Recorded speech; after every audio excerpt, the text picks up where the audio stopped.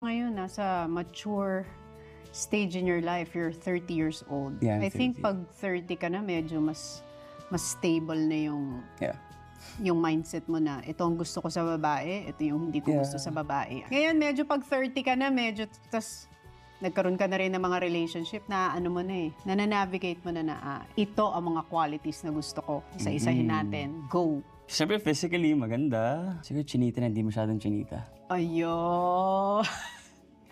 Pinahirapan mo naman sila. Yung mukhang chinitang hindi chinita. Very specific Medyo hilaw. May pagkamistisang chinita, gano'n. Ganun type ko.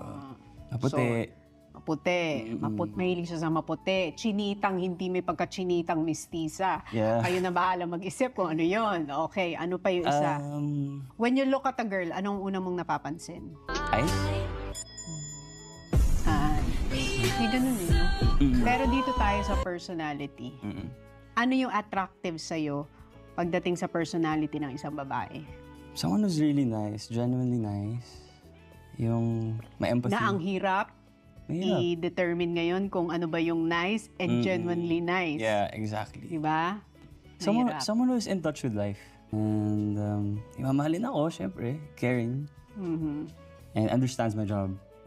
Of course. Yung pinaka-importante. Understanding. Understanding. And emotionally stable.